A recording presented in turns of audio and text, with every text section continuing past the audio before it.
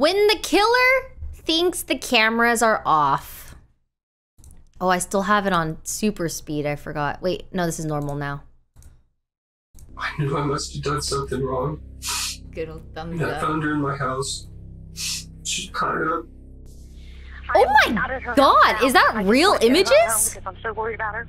Oh god, this is This is 30-year-old Matthew Hoffman. He's just been arrested at one of the most bizarre crime scenes ever, filled with something so strange that you'll have to see it to believe it. After sitting in complete silence for hours, in approximately 3 seconds you'll see him finally crack and speak for the first time, admitting that a missing 13-year-old girl was found in his basement. I can't tell you anything because I don't know. But what he says next is completely unexpected.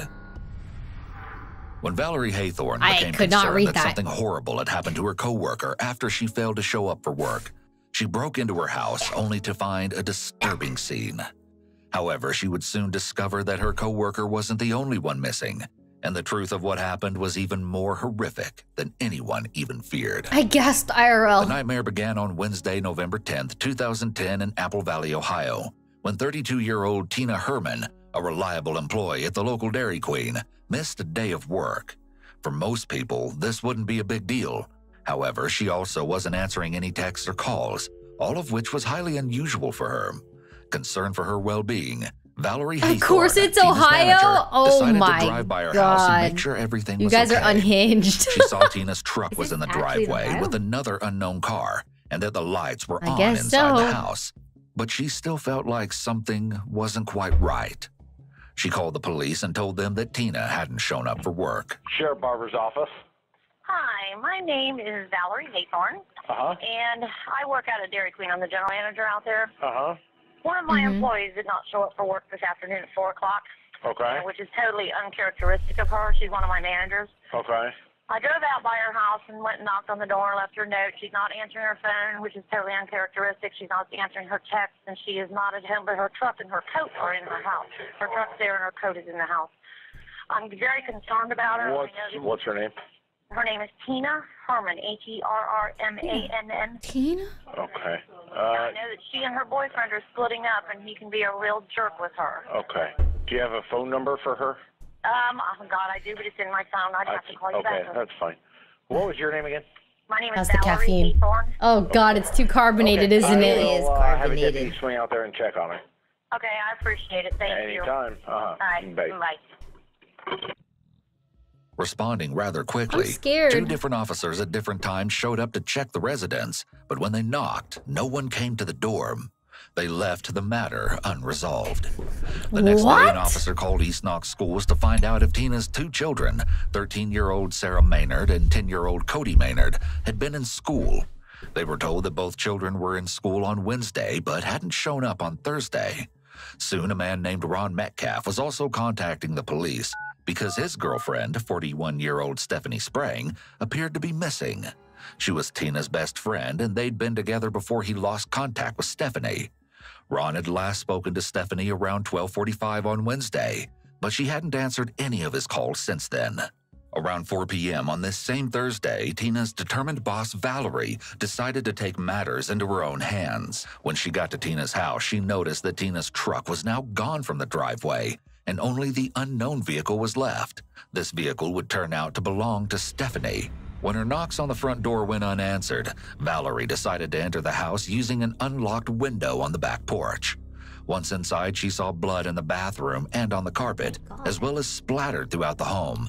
She immediately left the house and called the police.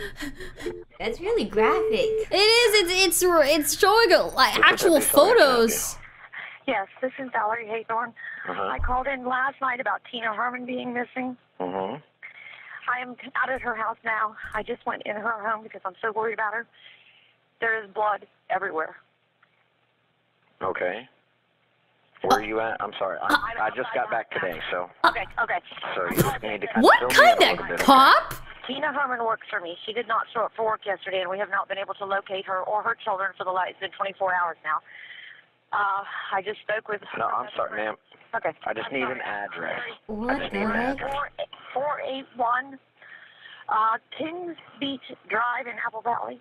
Okay, just give us a few minutes and we'll be en route, okay? Okay, so Don't go back in the house. I'm not going anywhere. I'm staying in the driveway. Okay, thank you. No, right. All right, bye. Bye. Oh By my Friday, November God. 12th, the police were officially investigating 4 disappearances: Tina, Sarah, Cody, and Stephanie. The family dog, a miniature pinscher named Tanner, was also missing. Oh The house was my. searched for clues, and the first discovery was very disheartening. The initial crime scene investigation concluded that the evidence indicated assault with bodily injury, including a large amount of blood and what looked like drag marks leading to the bathroom. There was also blood on the top of the basement stairs and in the basement. Something terrible had happened in Tina's home, but the exact extent of the horror still wasn't clear. The first suspect in the disappearances was the most obvious. Right at the beginning of the investigation, the police were told that Tina and her boyfriend were in the middle of a breakup, and her friends were worried that something may have happened between them. Gregory Borders, Tina's live-in boyfriend, who was not the father of her children, was interviewed immediately after he came to the police station voluntarily. In his statement, he admitted that he and Tina had split up, but they were still living in the house together until either of them could make other arrangements. Interestingly, Gregory normally has Wednesdays off from work. The day Tina went missing, are you cold? but he decided to work overtime at Target Distribution in West Jefferson, Ohio, She's like, about 1.5 hours away. It's because this thing's He worked from intense. 6 a.m. to 4 p.m., but instead of coming back home, he said he It's always stayed the at a friend's breakups. house in Urbana, as they had plans to feel play what golf these in toxic Bellefontaine the next relationships day. do to you. It all seemed very convenient, except that all of his time was accounted for, and his friend verified that they had dinner together and stayed in watching TV. Gregory received a call from his mother around noon on Thursday, and she told him that Tina was missing. But instead of panicking and coming to help look for her, he just assumed she took the day off and continued to golf. Gregory only realized his assumption couldn't have been more wrong when he finally returned to the home he shared with Tina. There he found that an investigation into the disappearances had already begun. After investigators cleared the crime scene, Gregory's own family arrived with bleach to clean up the blood in the house so that he wouldn't have to see it. With Gregory cleared, investigators had to move on to other leads. The next development was on that same Thursday when Tina's vehicle was discovered abandoned in the campus parking lot of the nearby Kenyon College, with no sign of her or anyone else. But it was something at the crime scene back at Tina's house that soon became the most promising piece of evidence. Investigators found Walmart shopping bags containing 2 tarps and a box of heavy-duty trash bags. Now, that's not a good sign at all. But in this case, it was also the investigation's big break because, along with the shopping bags, they also found a receipt for the purchase. Detectives wasted no They're time leaving requesting the evidence surveillance everywhere. footage from the Walmart in Mount Vernon and began scouring it for someone making the suspicious purchase of garbage bags and tarps, along with a turkey sandwich and a t-shirt which was seen on the receipt. It wasn't long before they found him, buying the items just after midnight on Thursday morning. Just to be sure they had the right guy, investigators obtained a copy of the receipt from the suspicious transaction and compared the product codes with the receipt they found at the crime scene. And they matched. The suspect was a white male, 25 to 40 years old, with brown hair, wearing a camouflage shirt and glasses. He was caught on the footage leaving the Walmart in a help silver him hide Toyota from those Yaris. cameras. Using still images of the suspect, the investigators used the Ohio Law Enforcement Gateway to search for any owners of a silver Toyota Yaris. It was then that they found a name, 30-year-old Matthew J. Hoffman. His vehicle appeared to match the surveillance video, and in his Ohio BMV photo, taken only 16 days before the Walmart footage was caught, he was even wearing a camouflage shirt similar to the one in the video. Obviously, the police knew they had to talk to him, but Matthew had 2 possible addresses. One belonged to his mother, Patricia Heglin, and was only 0.4 miles from Tina's home. The other was registered under his name and was only 10 miles from Tina's. If there was any doubt that Matthew was the right guy, a search of the Knox County Sheriff's Office revealed that he had actually been stopped near where Tina's van was found within the same hour that it was discovered. An officer had stopped him to ask why he was in the area, but believing nothing was amiss, let him go. The Sheriff's Office also revealed that there was also a report of domestic violence between Matthew and his then-living girlfriend that occurred about 1 month before the disappearances. During an argument, Matthew allegedly choked his now ex-girlfriend.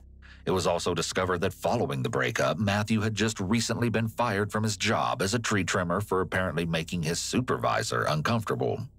His ex-girlfriend was contacted, and she told the police that Matthew no longer lived at his mother's house and hadn't for several months. Finally, the police knew where to look for Tina, Sarah, Cody, and Stephanie. Once search warrants were obtained just 3 days after the disappearances, a SWAT team descended on Matthew's home. Because they weren't sure if Matthew had kidnapped the 4 people, they conducted a no-knock search and used a ram to force entry through the front door. They then threw in a flash grenade before they entered the home. What they found was more bizarre than they could have ever expected. Matthew was asleep on the sofa. He resisted a little by not showing his hands when asked, but he was quickly arrested and removed from the home. As soon as he was taken care of, officers noticed something particularly strange about the house. What? There were leaves everywhere. What? The living room floor was almost completely covered in a huge pile of leaves. What? At first, the police were worried that the leaf pile might be hiding something sinister, like a body. But after searching through, they were relieved to find that this wasn't the case. What? Still, things only got weirder from there. There were also bags of leaves lining every wall of the bathroom. After breaking down the door of a locked bedroom, police discovered what looked like a marijuana growing operation that was not active. In a freezer, they found 2 dead squirrels lying right next to a few red popsicles. But the biggest surprise was hidden in the basement. A cabinet was blocking the doorway, but once moved, an officer discovered Tina's daughter, Sarah Maynard, lying on a sleeping bag on top of a pile of leaves in Matthew's basement.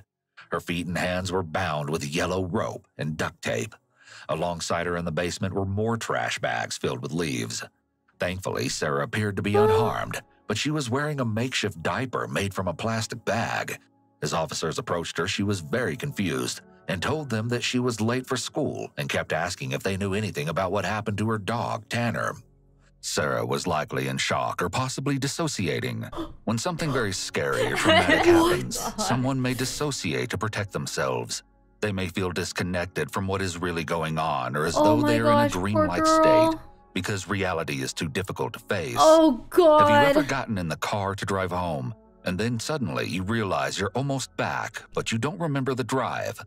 That is a very mild form of dissociation. There was no sign of Tina, Cody, or Stephanie anywhere in the home. Investigators took care to photograph the way Sarah was bound before they freed her and brought her upstairs to wait for medical attention. Sarah was then brought by EMS to Knox Community Hospital, where she was thoroughly examined and questioned. Despite the trauma she'd endured, she carefully outlined every detail of what had happened. She said that she and her brother had returned home from school on Wednesday and were attacked by Matthew as soon as they entered. She ran to her bedroom, but Matthew grabbed her and carried her down into the basement. There he found some rope that was already in the house and used it to tie her up. He then left her on the kitchen floor for a period of time. She wasn't sure how long before he put her into Stephanie's Jeep and drove her to the Howard Ballfield parking lot. He covered her with blankets and left her there. Matthew later returned and put her into another car and drove to his house. Once there, he bound her hands in work gloves and duct tape, had her gagged, and kept her locked in the bathroom in a closet before he put her into the basement. Sarah said that she believed Matthew had killed her mother, brother, Stephanie, and her dog, but she wasn't sure. She revealed that during the time Matthew had kidnapped her, about 4 days, he cut her finger with a knife, repeatedly assaulted her, and said that he was going to release her before Christmas. But he never told her what happened to her mother, brother, or Stephanie. After being medically cleared, Sarah was then released into her father's custody. Initially, after he was arrested, Matthew was placed under 24-hour watch after crying and threatening to harm himself. Eventually, though, he was brought in to speak with investigators. The following interrogations took place over 4 days and have never been analyzed before. The interrogator reads Matthew his Miranda rights. Okay, hold on. I have to turn the AC off. I am so invested in this. Are you comfortable? You want a different chair? No, I'm good with this chair. Are you sure? Do you want a cushion at least? No, I'm good. It looks so uncomfortable. I'm pretty used to this, but this... Oh, the actual photos is going to make me so those are sad. It said actual photos. This is disgustingly sad. This is way more horrific than JCS videos. Don't you think, chat? I know. JCS is all about the interrogation process, but this is actually showing like real photos. Crazy. I'm so cold. Holy crap. Are you cold? No. Oh my god, she's invincible.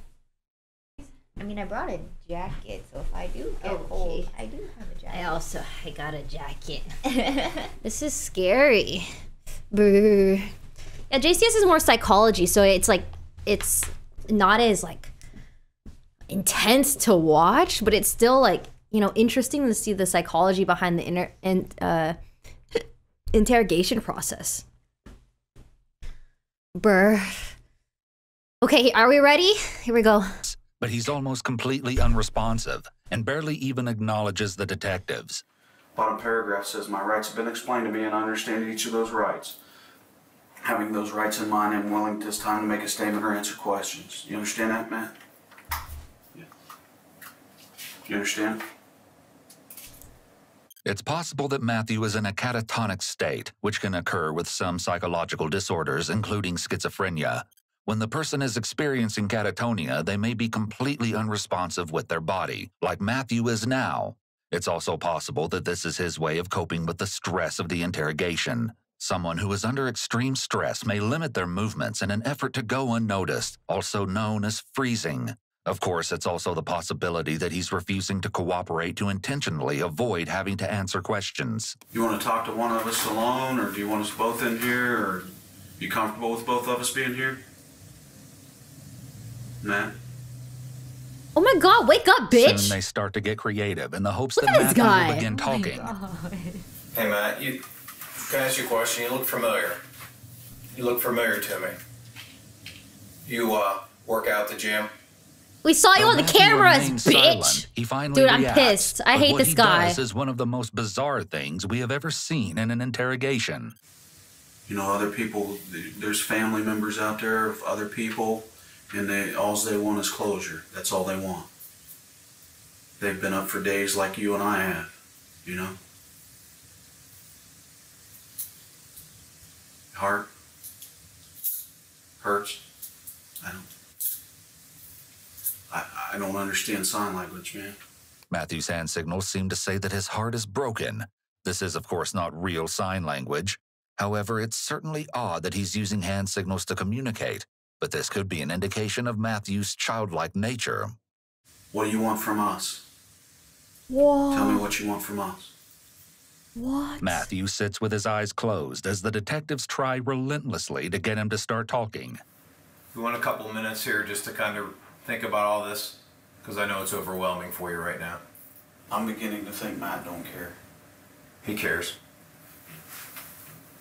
The detectives are speaking as if Matthew isn't in the room. They're likely trying to see if something they say strikes a chord and makes him want to chime in to correct their assumptions about him. When this attempt doesn't work, the interrogator tries another, more confrontational approach. Somebody will cry today. If I make a phone call after this interview, somebody will cry. But I guarantee you, some of that cry will be joy. Because they know where Cody is. They know where Tina is. They know where Stephanie is. I know they'll cry for somewhat joy, Matt, because I've already heard it with Sarah. Matthew tightens one hand into a fist and then covers it with the other hand, a sign that he's feeling very anxious. What I'm probably going to do, Matt, is leave this room, and when I get away from these guys, probably cry like a baby. Because it's working on me, man. Big time. Finally, after sitting in silence and almost completely unresponsive for over 4 hours, Matthew cracks. 4 hours! I can't tell you anything because I don't know. You know, I knew I must have done something wrong. And I found her in my house. She's tied up. And so I took care of her. Psychopaths often try to paint themselves as the good guy or the I'm sorry. Okay. It took him 4 hours to realize that he was going to say, I don't know what happened. I found this girl tied up and I'm going to take care of her. 4 hours. Creepy. Insanity. hero like Matthew did here when claiming that he took care of Sarah. This is a sign of antisocial personality disorder, also known as ASPD. However, when someone with psychopathy does something horrible, they will sometimes pick out one positive thing they did in the midst of all the horrible things in order to claim that they are good. This is stressing me out. What Matthew claims he had done to, in his words, take care of Sarah was feed her, let her watch the movie Iron Man, and allow her to borrow his copy of the book Treasure Island. How do we know anything else?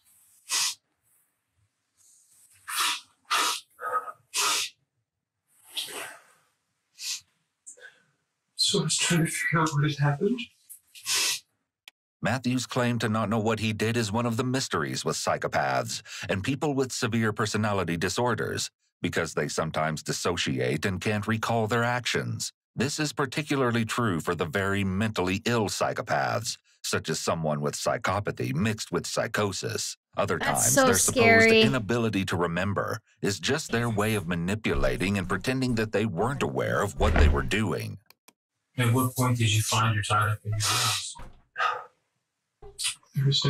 Thursday.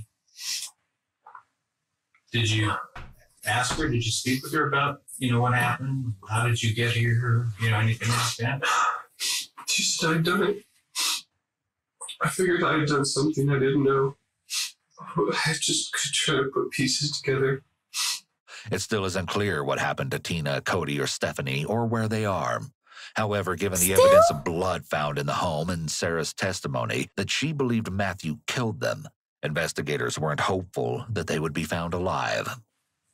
Did you recognize her as someone that you had seen before? And, did you realize that this is a person you'd seen before that now was in your house? Or I don't know. Didn't make that connection? You don't know her?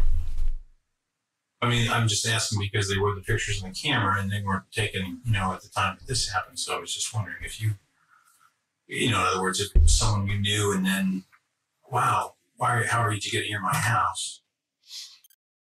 Because she said that she asked you a couple of times. Do you remember that? I don't know what you're talking about. Childlike behavior is very typical of people with personality disorders, including ASPD. However, Matthew is extremely childlike. When under stress, psychopaths and many people with ASPD often regress to childlike behaviors, but they often do so knowingly as a way to attempt to manipulate their way out of consequences. A female officer, believed to be a psychologist, enters the room and begins speaking with Matthew one-on-one. She set up the room differently so they're more side by side instead of across the table, which doesn't allow Matthew to have the barrier of the table between them, keeping his barrier away. Guard up. I think what we were talking about earlier and kind of feeling alone, and that's definitely how I felt when I went to Chicago. I knew no one there. I was the only one out of my class sent there. The interviewer is trying to build rapport with Matthew and trying to make it seem like she can relate to him, possibly feeling lonely in a city where you don't know anyone. This is to make him feel less judged and to start moving him closer to a confession. But you had a purpose. Yeah. Ikigai. What's that? Japanese. Oh. Ikigai. Sense of purpose. Mm. He latches onto her comment about a lack of purpose. She'll now likely use this as the theme for why he did what he did, as he was receptive to it. This is a step in the read technique of theme development. When developing themes, the interrogator speaks in a soft, soothing voice to appear non-threatening and to lull the suspect into a false sense of security. So I did go out to Colorado after I graduated high school. Did you? That's where I got into my first trouble. Into my first it's trouble? Something really bad. I pieced it together. I figured it out. And I went and turned myself in out of my first prison time. You went out there with a sense of purpose. It is clear he likes playing the victim role, and the interviewer will allow him to seem like a victim to get him to confess. But admitting that he had done something very bad in the past, it shows that he has some awareness of what bad is. So if there is any doubt that he's insane, this could show that he's just likely a new interviewer. She moved the table insane. to take away his barrier. He's talking about his first bad thing he did. In 2001, Matthew was convicted of arson, burglary, assault, and motor vehicle theft while in Routt County, Colorado. It's believed that he set fire to a vacation condo to hide any evidence that he'd been staying there without the owner's permission. He was eventually released from prison and paroled back to Ohio. It's okay.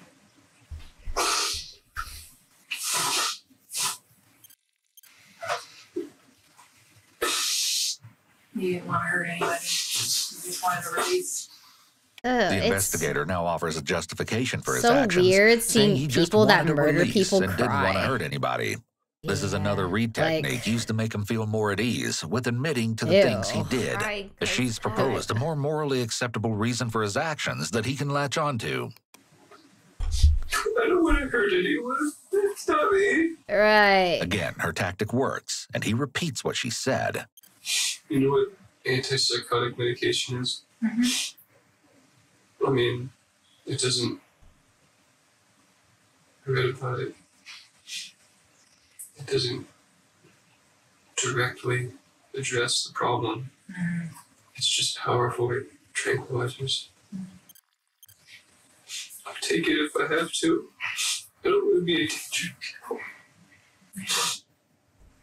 It's interesting that Matthew agrees he will take an antipsychotic medication if he has to. It appears that he may be trying to claim that he is psychotic or was acting due to psychosis when he committed the crime. Crazy. Why do you think that? Because Marcy did something bad. Yeah. I wouldn't be here if I didn't. Wow, that can be worked through. Again, he's playing innocent and claiming to be unaware of his actions. This is not a believable tactic. And hearing this, it's easy to assume that he's lying and manipulating or playing crazy to try to get out of the consequences Oh, he knows God, he'll be it's facing. pissing me While this off. could be the case, it's also possible that Matthew has gotten used to dissociating throughout his life, meaning that he copes with whatever unpleasant or uncomfortable feelings he experiences after doing something bad by completely erasing it from memory. This isn't a totally conscious process, of course, because people can't consciously decide to erase something from memory. However, this type of dissociation is something a person can learn to do as early as childhood, particularly people who have gone through severe abuse during childhood. In addition, detectives found an extremely large number of leaves inside Matthew's home. This is certainly unusual and may be a sign of a severe mental health disorder. One of the symptoms of schizophrenia is delusions, in which the person may hold strange or odd beliefs. Although Matthew has made no mention of the leaves, it's possible that he holds some type of delusion involving leaves. The sheer amount of time that it would have taken him to gather that many leaves and bring inside lends support to the theory that he likely has a very strongly held belief about the leaves. Okay, potentially, I can't, guarantee these things. What facility you might go to, where you might go, what might happen, and the attitude that the people in the system are going to take toward you can be affected by the fact that you decided at this point to do the right thing. The male detective takes a very different approach with Matthew than the previous interrogator. He's much louder, more aggressive, and more direct. From the moment we broke into your house, found you and found her in the basement, you owned it all. You own it all. Okay? You can't do anything about the part of it you own. Matthew clearly doesn't respond well to the detective's assertive and somewhat aggressive approach. It appears that he's covering his ears with his arms, possibly trying to block out what the detective is saying. I would totally be the bad cop. I don't have patience. He's silent again, and the detective allows the silence to linger in the hopes that he will make a decision as to whether he will confess. The detective mirrors Matthew's posture and body language here. No, you'd be I would literally be like, it could also be the detective's way of trying to connect with Matthew. Cross my hands. The intensity appeared to cause Matthew to become more distressed. However, by mirroring his body language, the detective is relaying a message of understanding. And if you didn't have a plan and you just put him in the Jeep and you just pulled over somewhere, there's weeds in the Jeep, so it looks like you probably pulled into a field somewhere and that's how the weeds got on there. If it's a random place, give me an idea where street it might be on or off of. But you got to be able to narrow the field down from the whole county. And the dumping itself has to be less traumatic to recall than all the stuff that went on in the bathroom.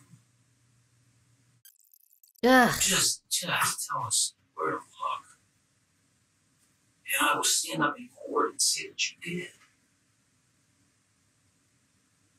and I will go to Sarah myself and tell her that you did. The detective returns to this theme that has Matthew looking like a good guy. He even uses Sarah seeing him as helpful as a bargaining chip. Okay, I don't want you to get upset, but the reason we're driving around, and we don't have to drive around. Okay, remember I came in here saying that I didn't want to drive around unless there was some value in it. Okay, right. That's the whole point. Is will you see something that will, prompt your memory? But I want to talk about what the possibilities would be for that location. Okay, in other words, not across the street. You're not going to put bodies across the street. What would you do? From there, in terms of a place you might go. Matt, we're not going to be mad at you if you don't know exactly. Your memory is not exact, because you have said that you want to know. You're afraid to find out, but there's a part of you that wants to know. If it doesn't happen genuinely, then it doesn't happen. I'm not going to be upset. Matthew seems to like the attention and pampering he's receiving from the detective and the psychologist, who are treating him with care and catering to him as they try to locate the bodies. The detective almost sounds father-like as he's talking to Matthew about doing the right thing, almost like a mentor, and the psychologist takes on a nurturing maternal role in her soft-spoken and calm way. Matthew's severe emotional immaturity appears to have elicited this sort of care from them. Drive you, let you see it, and kind of see what happens. I mean, I may ask you, or Chris may ask you an occasional question. But that's all we're trying to do. Okay? Yeah, put your jacket on. We're going to have to put a pair of cuffs on. Acting like his mom and dad. It's crazy. Sure. Or water. Do you like water better? Can we take the water too? Yeah. All right, do you want to go to the bathroom before we go? Oh my god, they're on the same page. They're like, we're mom and dad now. God. Crazy, crazy, crazy. Whether or not the police truly believe Matthew's claims that he can't remember what happened to the 3 missing people, they took him on a ride in an effort to refresh his memory. A ride? He didn't reveal anything. It's possible that Matthew simply wanted to escape from the interrogation room, and this car ride was a break for him from the intense questioning. The next day, Matthew is once again brought back into the interrogation room. This is now day 4. The detective removes Matthew's handcuffs. This is a gesture of goodwill in the hopes that he will appreciate it and be more cooperative with them.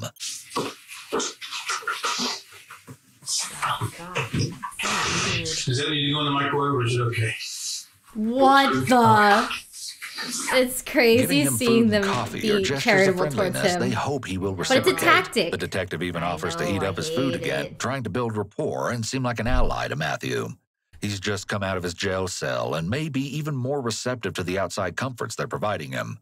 He doesn't say thank you or appear appreciative, which further displays his antisocial personality. You guys just starting your day? Pretty much. It's about 9:30. A little bit earlier. You normally an early riser, or do you stay up late to sleep in? I get up early.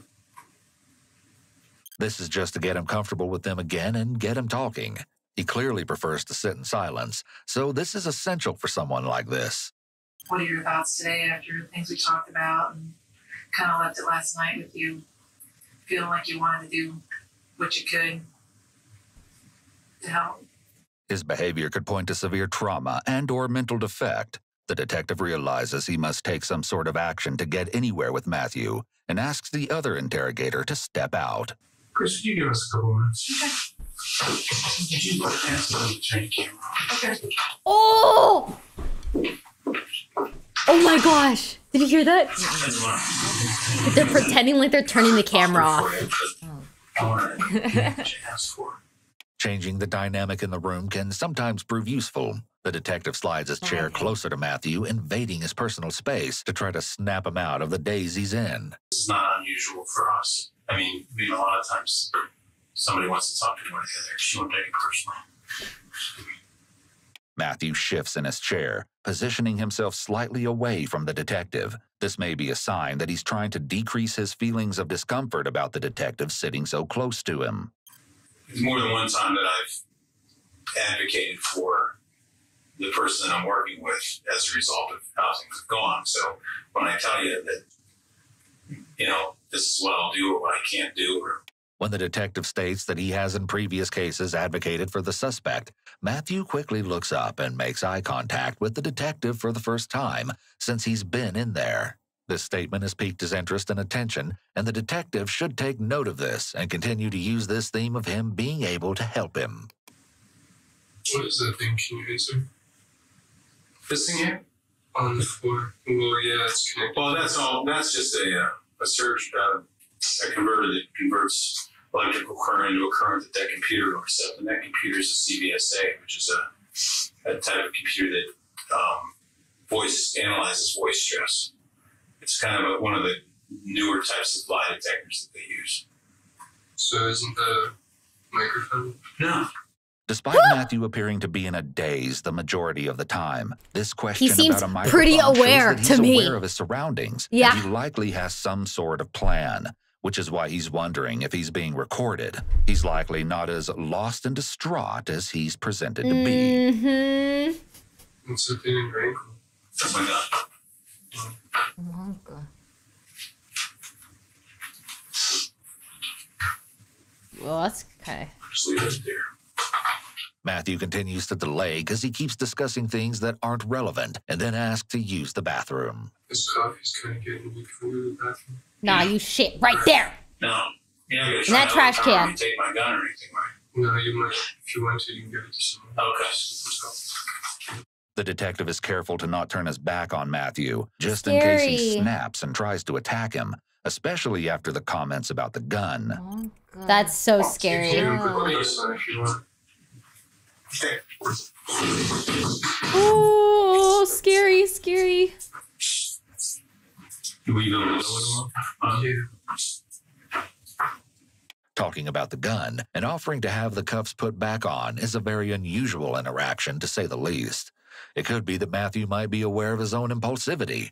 Perhaps he doesn't trust what he might do in a moment of impulse. The detective took Matthew to a restroom just down the hall from the interview room.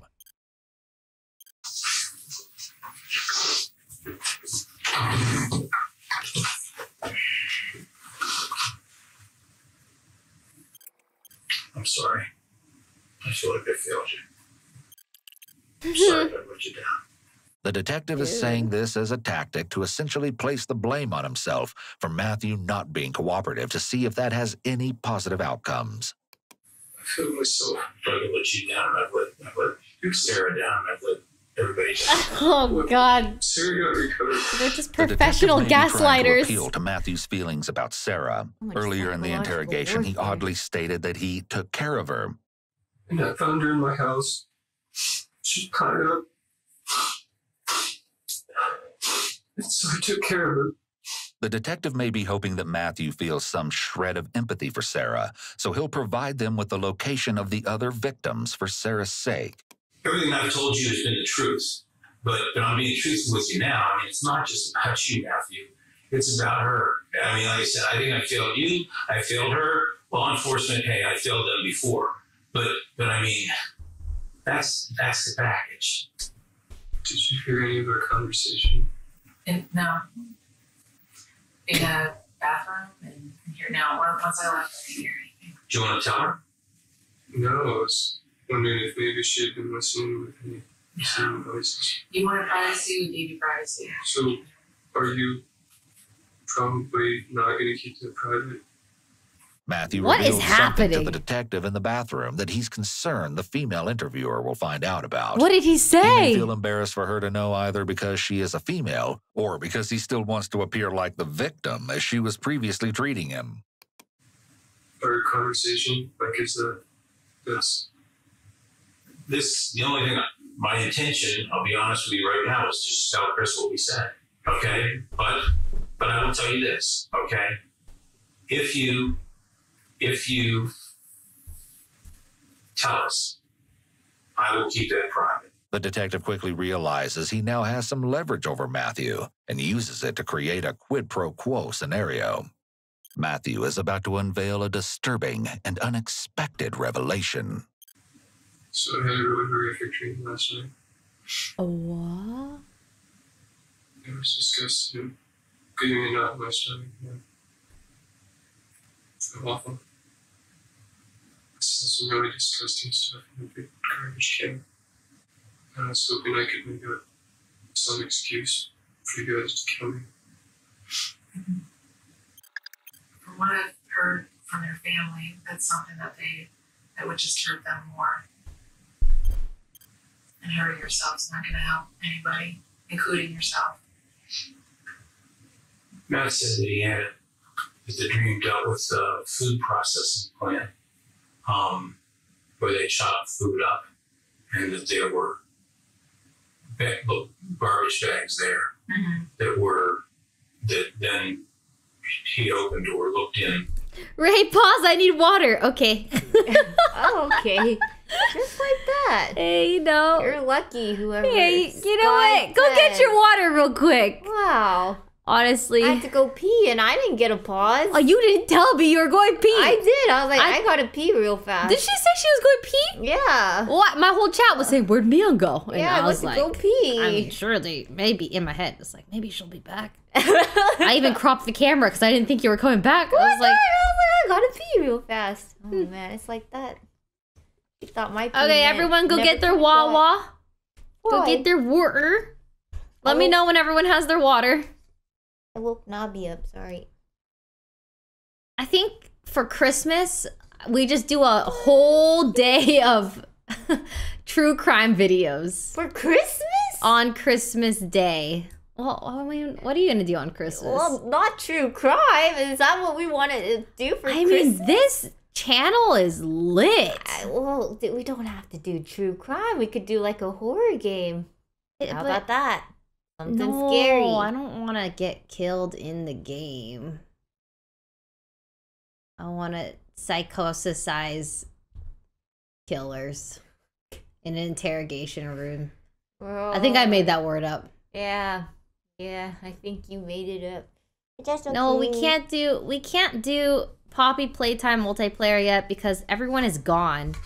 We have to wait till everyone gets back. People are traveling. They're saying choo choo. So true. Where did you find this game? It's single player.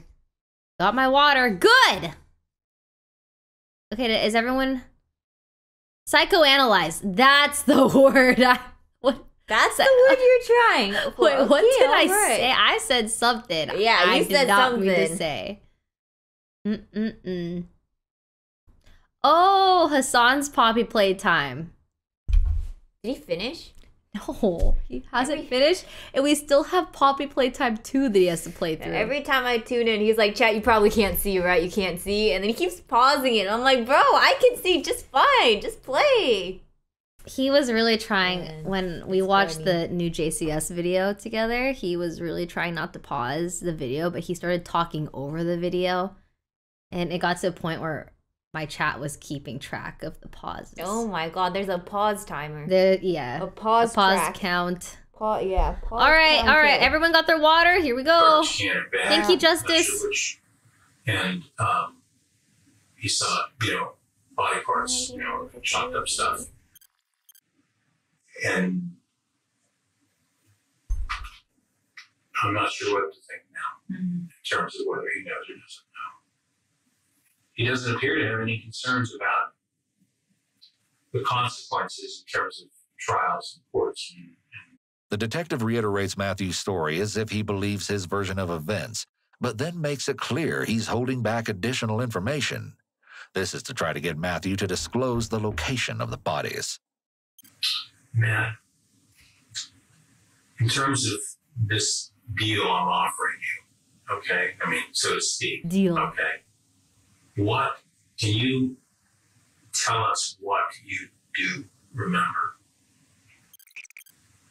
I mean, my concern again is with the location. Can you tell us what you do remember? Is there supposed to be audio there? I like he was just saying that he's invading his space. Offer you made to me, what you wanted to have accomplished as a result of the day, the trip. I figure that's...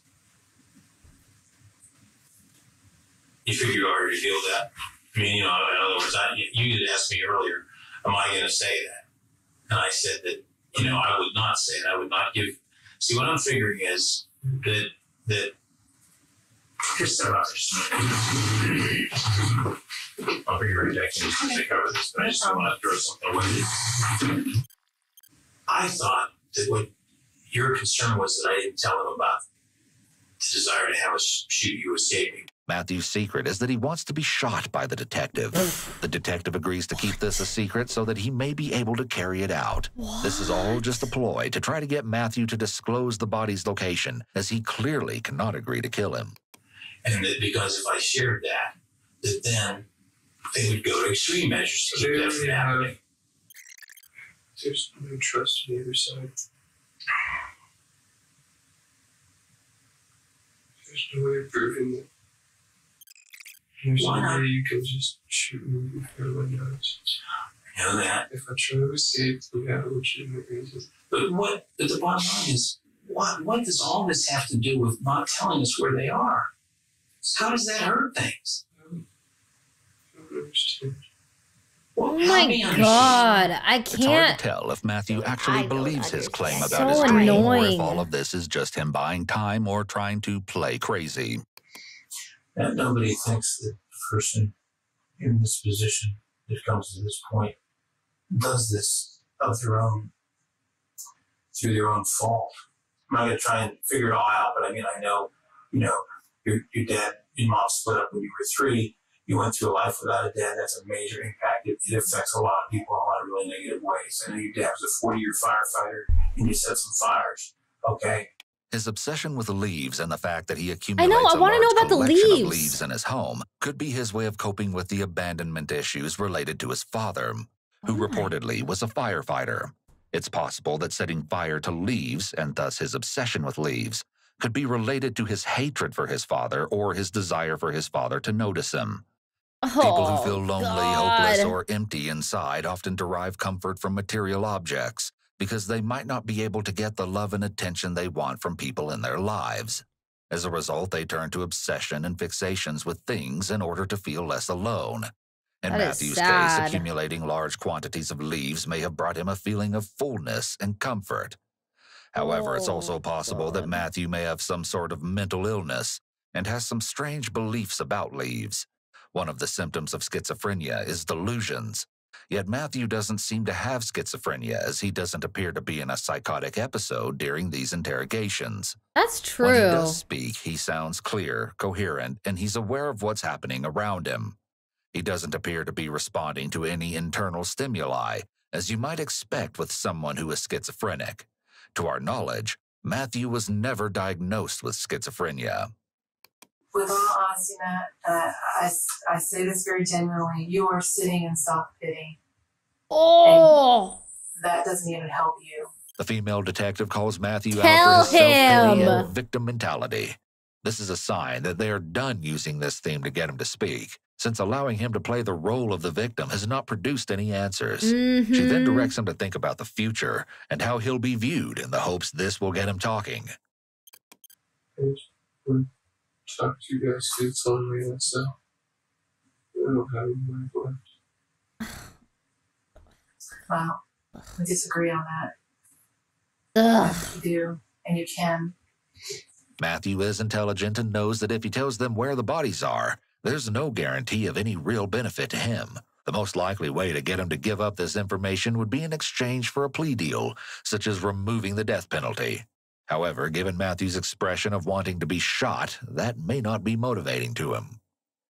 The prosecutors are pushing to have you come and have a hearing, and this is it.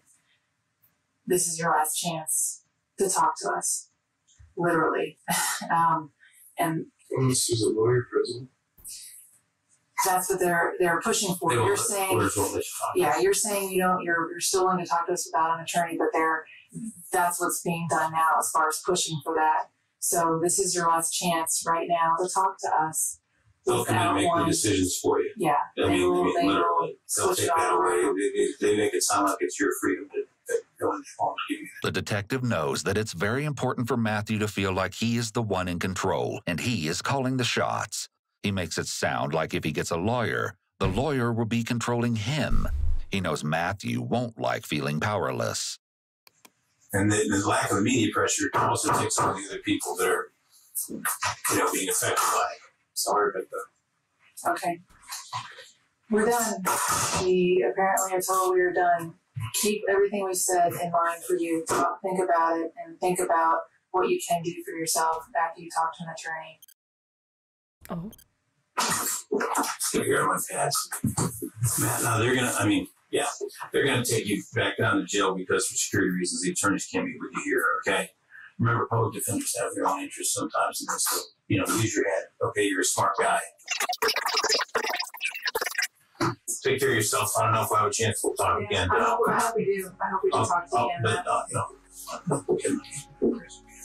The detective ends things on a friendly note, calling him Buddy, and touches him on the shoulder as a last-ditch effort to leave a positive impression. Ew. This is in the hopes that he may at some point change his mind and confess to the location of the bodies. The big question here is Matthew's strange behavior in the interrogation all an act either for pity, attention, or a ploy to get an insanity defense? Or is what we are seeing actually the real Matthew? Matthew later revealed that he made up the entire story about his dream about the food processing plant. You don't he opened say. a trash bag and saw cut-up body parts. He admitted that it was all a lie to try and get himself killed by the police because he didn't want to be injected with Thorazine, an antipsychotic medication, for the rest of his life. He said he still didn't remember where the bodies were. In a written confession, Matthew admitted even more, telling the investigators that he'd been staking out Tina's home the night before the attack, It just seems sleeping in the evil. woods across the street. What? The next morning, he watched as everyone left and then snuck into the home through the garage. His plan had been to burglarize the home and sneak away without anyone seeing him. He chose Tina's house because there weren't any close neighbors, and the door was often left ajar. That's scary. However, Tina and Stephanie returned and caught Matthew in the act. No. He claimed he ambushed them in a panic. He wrote, "I was in a total state of shock. I wandered around the house, slowly coming to realization of what I'd done and how bad it was. During this time, I killed Tina's dog because it would not stop barking. Oh, God. It only got worse because then Sarah and Cody returned home. Matthew attacked and killed Cody before tying up Sarah." He wrote, "I did not enter the house to kill those people. I did not know a single one of them." Shortly after killing Tina, Stephanie, and Cody, Matthew drove to Gambier to collect gas cans from his own vehicle with the intention of burning down Tina's house. It was then that he was stopped by an officer who eventually let him go. He gave up his plan to burn down the house and instead returned to his own, where he built a campfire, burned his shoes, and drank a bottle of wine. On November 18th, Matthew finally cracked and agreed to show investigators the location of Tina, Cody, and Stephanie's bodies. Oh. It's unclear if Matthew's memory of what he did came back, or more likely, if he'd been lying about not remembering all along. He described the spot to officers where he dumped the bodies, hidden in the Kokosing wildlife area. As the detectives traveled through fields to a wooded area, other officers secured the perimeter. They eventually found a hollow beech tree that matched Matthew's description, which had a hole about 6 feet up from the ground. There was also a second larger hole near the branches. When an officer looked inside the hole, they spotted what looked like trash bags hidden inside the tree. Another hole was cut in the tree and the trash bags were examined, revealing remains belonging to Tina Herman, Cody Maynard, Stephanie Sprang, and Tanner the dog. Matthew later revealed he got the bodies inside the tree using the top hole and a rig and pulley system to drop them inside.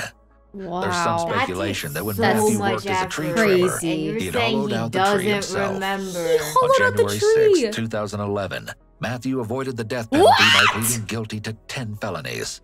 After everything that was found, it was clear that Matthew had a bizarre obsession with leaves. Forensic psychologists testified that his leaf obsession was delusional, and they believed that he may have hidden the bodies inside of a tree because it was familiar and comforting to him. Matthew Hoffman was then sentenced to life in prison without the possibility of parole. That same month, his leaf-filled home went into foreclosure, and eventually the tree where the bodies had been hidden was cut down. Okay, do you guys think that if someone murders an entire family and they didn't mean to, but they did, you know, and they're just that crazy, do you think life in prison or death? Oh, man. Oh, man. Look, if it's super clear cut. It's just life in prison, but what kind of life? That is crazy. That is insanity. Oh, man. Death is too easy. That is true. I do think that death is too easy. But it just kind of pains me knowing that sometimes life in prison is better than being homeless on the streets. Which is disgusting as well to think about, that some people like this are being treated than like people that are actually out in the real world suffering. Oh, it makes me sick. Yeah, that was crazy.